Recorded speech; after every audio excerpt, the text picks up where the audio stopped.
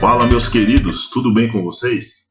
Professor Jesus aqui, mais uma vez, e hoje a gente vai estudar um pouquinho sobre intervalos reais, certo?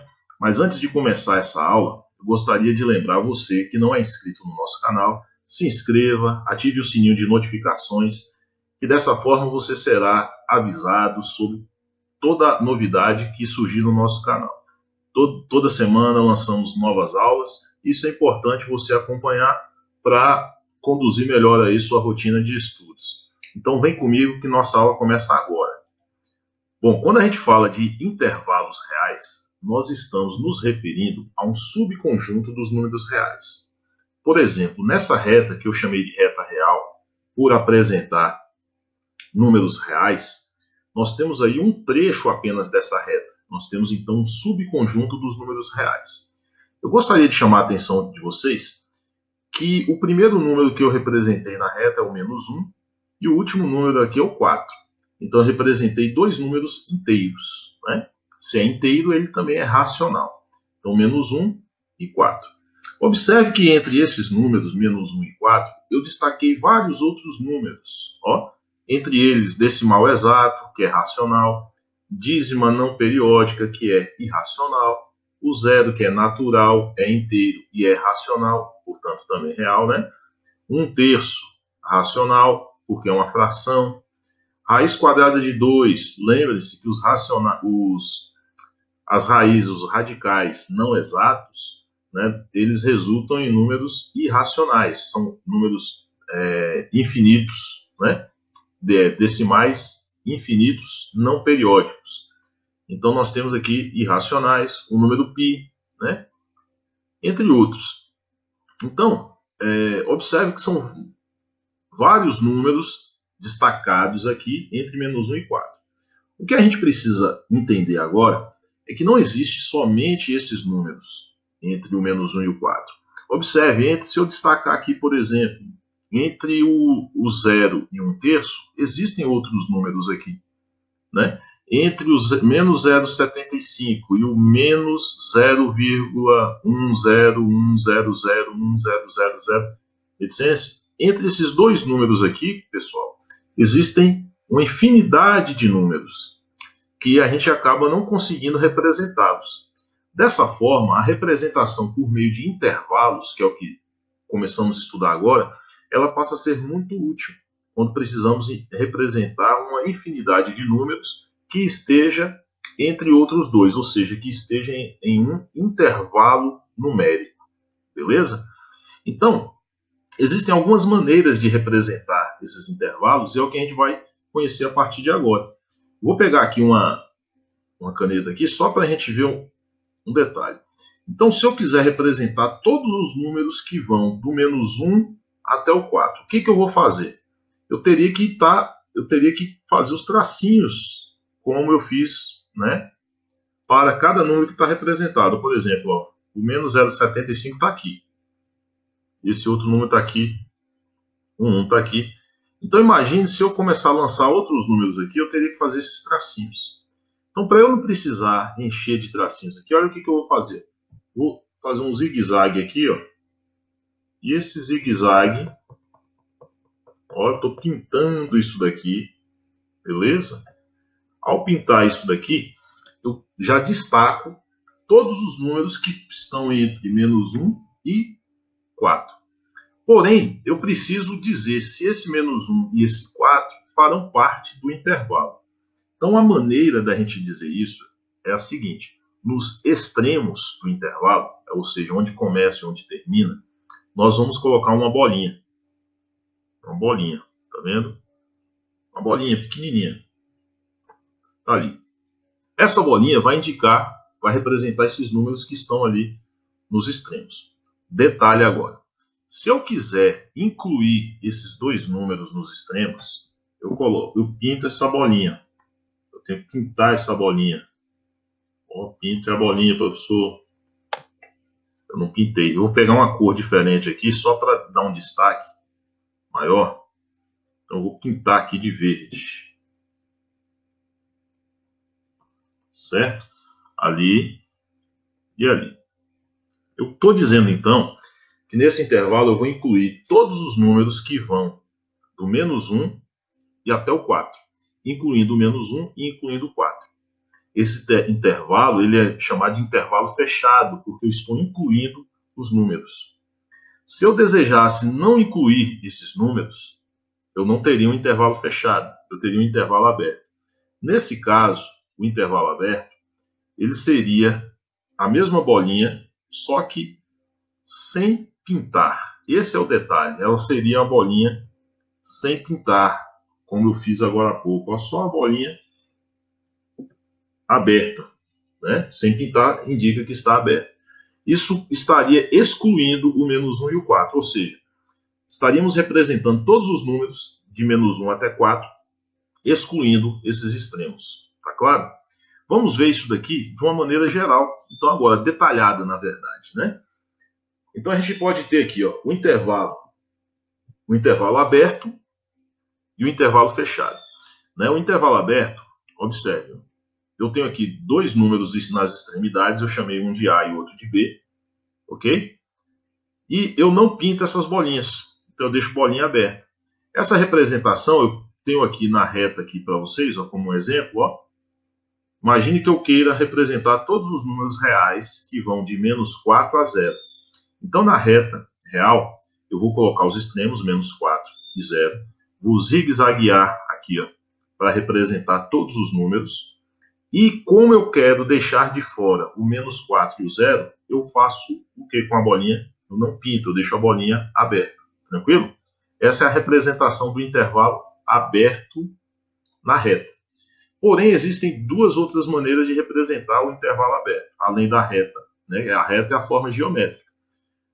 Além da reta, nós temos aqui a forma algébrica, aqui, ó, que é essa daqui de cima.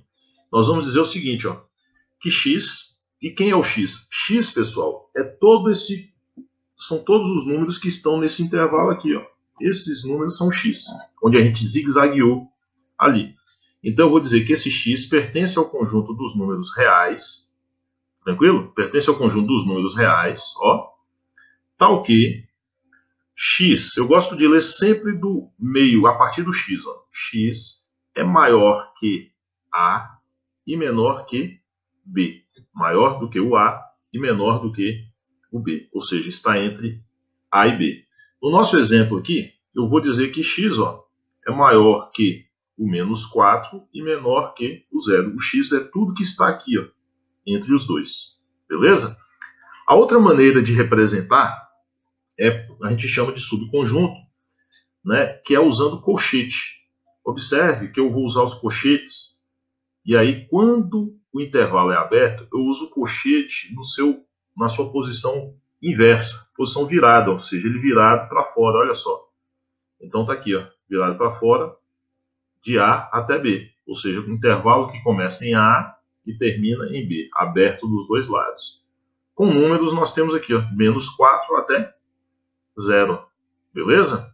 Intervalo aberto. O intervalo fechado, o que muda é a bolinha, como a gente falou, que vai estar fechada, pintada. E nesse caso, qual é o entendimento? Vou repetir, já falei isso em outro momento. Mas essa bolinha fechada significa a inclusão dos extremos, significa que esses números das extremidades, eles farão parte do intervalo. Olha só aqui, nós temos, ó, intervalo fechado em A, fechado em B. Então, inclui todos os números que vão de A a B, incluindo o A e o B, os dois extremos. Como exemplo, olha aqui, ó, -4 até 0. A bolinha está fechada, então significa que inclui o -4 e inclui também o 0. Na representação algébrica, o que é que muda quando o intervalo é fechado? O que muda é que ao invés de termos um sinal de maior ou um sinal de menor, nós teremos um sinal de maior ou igual, que é esse tracinho aqui embaixo, ó, do sinal, tá vendo? X é maior ou igual a A. Está dizendo que o x são todos os números maiores do que A, mas o próprio A, porque diz maior ou igual. E menor ou igual a B. Tá aqui, ó. Então aqui quando eu leio nesse exemplo, ó, eu vou dizer x é maior ou igual a -4 e menor ou igual a 0. Tranquilo? Na forma de conjunto, usando o colchete, olha o que acontece com o colchete. Ele fica na posição normal dele, a posição correta dele, né? Vamos dizer assim, fechado, ó, ou seja, ele fica virado para dentro. Tá vendo? Ó? Começa em A, termina em B, fechado em A, fechado em B. Então é como a gente representa o intervalo fechado. Tranquilo? Fica comigo aí que tem mais. Olha só, e o intervalo, ele pode ser fechado de um lado e aberto do outro? Pode sim. A gente chama esses intervalos de intervalo semi-aberto. Né? Semi-aberto, semi significa meio, né? Metade aberto. Então está aberto só de um lado. Olha lá, ele pode ser intervalo fechado à esquerda e aberto à direita, né? E pode ser o contrário, intervalo fechado à direita e aberto à esquerda. Aí eu tenho aqui, por exemplo, ó, vamos colocar lá, se no exemplo do que tinha lá o 4, ó, estava assim, vamos dizer aqui, fechado em menos 4 e aberto em 0. Beleza? Ah, professor, mas e aí, como é que ficaria na outra representação? Ó? Lá ficaria assim, ó, x pertence a R, x pertence a R, tá o quê? X, ó, maior ou igual a menos 4, maior ou igual porque está fechado a bolinha do 4, e menor que 0. Beleza? Ah, professor, e com conjunto? Ó, fechado em menos 4 e aberto em 0. Aberto em 0, o colchete vai ficar virado para fora, pessoal. Olha lá. Tranquilo? Beleza. E aqui na outra, professor, ó. Tá aqui, ó. Menos 4 é aberto agora. E fechado em 0, ó. Zigue-zagueou. 0 é fechado, né, professor? Então, ó. Vou pintar ali no 0. Beleza? Como é que vai ficar isso? Na forma algébrica, ó. X pertence a R. Tá o quê? X é maior que menos 4. Só maior porque está aberta a bolinha. E menor ou igual a 0. Menor ou igual porque está fechada a bolinha, pessoal. E no colchete, professor? Aqui, ó. Aberto em menos 4. Beleza? E fechado em 0. Olha lá. Fechado em 0. Tranquilo? Intervalo. Fechado à esquerda, o outro fechado à direita. Nós podemos ter ainda os intervalos infinitos. É aquele que só tem uma extremidade definida, né? E ele tende a infinito. Ele tende a mais infinito, ou seja, infinito à direita, e ele pode tender a menos infinito, que é infinito à esquerda. Observe aqui como é que ficaria. E isso vale também as ideias de aberto e fechado, viu? Observe aqui que isso aqui é um intervalo infinito, ó, à direita. Então ele pode ser aberto ou pode ser fechado. Nesse caso, quando ele tende a infinito, como a gente não tem um número específico, né, para aquele extremo, nós utilizamos o símbolo do infinito, que é esse símbolo aqui, ó, que algumas pessoas dizem que é um 8 deitado, né, um 8 com sono, então ele vai lá e se deita. Né? Você não está deitado aí agora assistindo essa aula, né, meu camarada? Então, se liga aqui comigo. Então, ó, um 8 deitado, mais infinito. Por quê? Porque ele está indo para a direita. Ó, mais infinito. E aí o que a gente vai ter é o seguinte, sempre que dissermos para infinito, né, o lado que vai para o infinito aí, o colchete ele vai ficar aberto, ó, beleza? Vou dar um exemplo para vocês aqui. Vamos ver aqui se eu arrumo aqui um espaço legal aqui ainda, ó. Então eu tenho aqui a reta, aqui aberto, e vamos colocar aqui o número 3, por exemplo, ó lá. Ó. Tá vendo? Aí eu vou dizer assim, ó, x pertence a R, tá o que? X é maior que 3. Ô, professor, por que maior, professor? Porque os números que eu estou destacando, ó, estão aqui, ó, são os números x, ó, tá vendo? Ó? Aqui onde eu zigue-zagueio, representa o x, ó, beleza? Então você vê que eles estão à direita do 3. Então se estão à direita do 3, eu vou dizer que são maiores do que 3.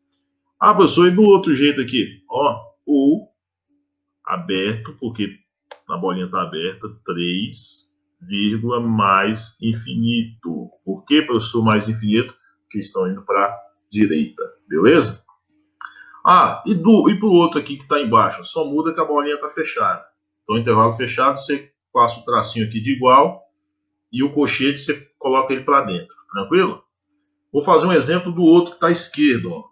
Infinito à esquerda. Então, eu teria aqui, ó, vou pegar o mesmo 3 lá, bolinha aberta, mesmo 3, ó.